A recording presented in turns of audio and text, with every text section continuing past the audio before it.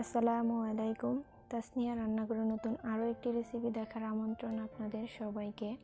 আশা করছি সকলেই আল্লাহর রহমতে অনেক ভালো আছেন। আবারও হাজির হয়ে গেলাম খুবই সহজ গুঁড়া দুধের রসমালাই রেসিপি নিয়ে। এটা ঘরে বসেই কিভাবে ঝটপট এবং সহজ উপায়ে বানিয়ে নেওয়া যাবে তা আপনাদের সাথে শেয়ার করব।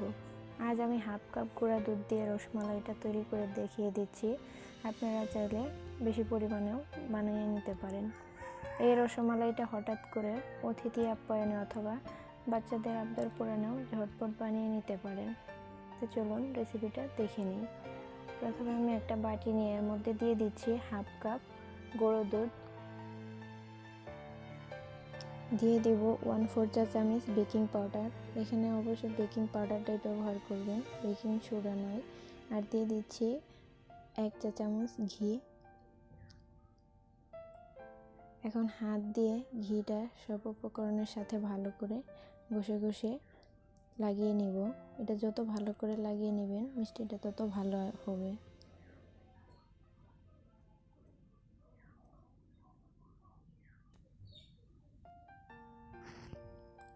এখানে আমি একটা ডিম ফেটিয়ে নিয়েছি।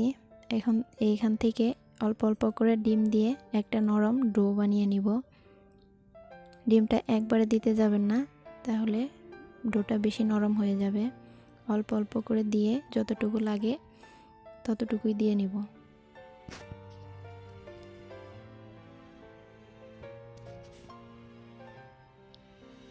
দেখেন ডোটা একদম আঠালো হয়েছে, হাতের মধ্যে লেগে যাচ্ছে। এরকম করে ডো বানিয়ে নিতে হবে।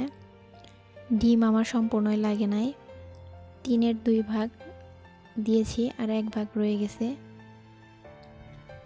এখন এটাকে ঢাকনা দিয়ে ঢেকে 5 মিনিট রেস্টে রেখে দেব। 5 মিনিটের মধ্যেই সেট হয়ে যাবে। 5 মিনিট পর ফিরে এলাম। দেখুন এখন হাত দিলে হাতের মধ্যে লেগে যাচ্ছে না। হাতে কিছুটা ঘি মাখিয়ে এখন আমি যতটুক সাইজে মিষ্টি বানাবো ওই সাইজ মতো ডো হাতে নিয়ে নিয়েছি। এখন হাতের তালুতে নিয়ে 2 হাত দিয়ে এভাবে গোল বল করে নিব। আপনারা আপনাদের পছন্দ অনুযায়ী করে নেবেন, তবে অবশ্যই ছোট করার চেষ্টা করবেন, কারণ এগুলো শিরায় দিলে ফুলের ডাবল হয়ে যাবে। তো একইভাবে আমি সবগুলা বানিয়ে নিয়েছি। আমার হাফ কাপ গুঁড়ো দুধে 20-22টার মতো মিষ্টি হয়েছে। এখন এগুলাকে শিরায় দেব, তার জন্য শিরা বানিয়ে নেব। চুলায় একটা প্যান বসিয়ে এর মধ্যে দিয়ে দিচ্ছি হাফ লিটার দুধ।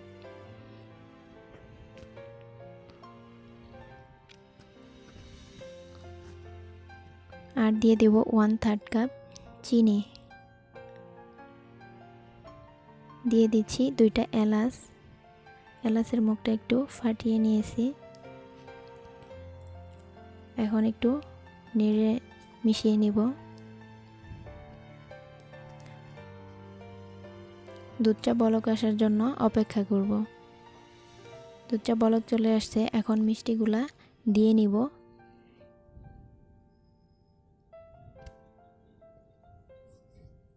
মিষ্টিগুলা দিয়ে একটু আলতো হাতে নেড়ে দিচ্ছি।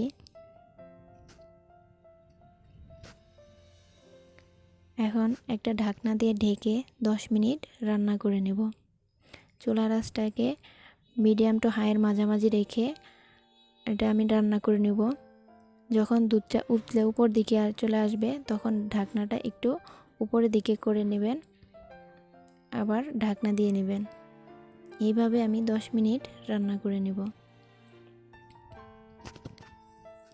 চুলার আঁচটা কমানো বাড়ানো যাবে না, একই মাপে 10 মিনিট রান্না করে নিতে হবে।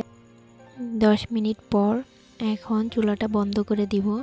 রসমালাইয়ের মিষ্টিগুলা দেখুন ফুলে ডবল হয়ে গেছে, রসটাও ঘন হয়ে আসছে।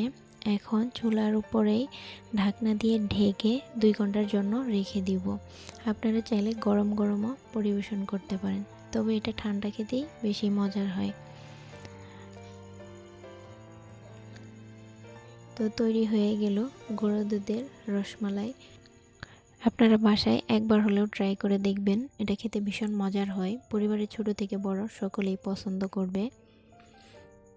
আশা করছি আমার আজকের রেসিপিটি আপনাদের কাছে ভালো লেগেছে। ভালো লাগলে একটা লাইক দিবেন। আর সবার কাছে আমার ছোট্ট একটা রিকোয়েস্ট, প্লিজ আমার চ্যানেলটি সাবস্ক্রাইব করবেন আর পাশে থাকা বেল বাটনটি অন করে দিবেন। এতে করে আমি যখনই কোনো নতুন ভিডিও আপলোড করব, সাথে সাথে আপনারা নোটিফিকেশন পেয়ে যাবেন। সকলের সুস্থতা কামনা করে এখানেই বিদায় নিচ্ছি। আল্লাহ হাফেজ। আসসালামু আলাইকুম।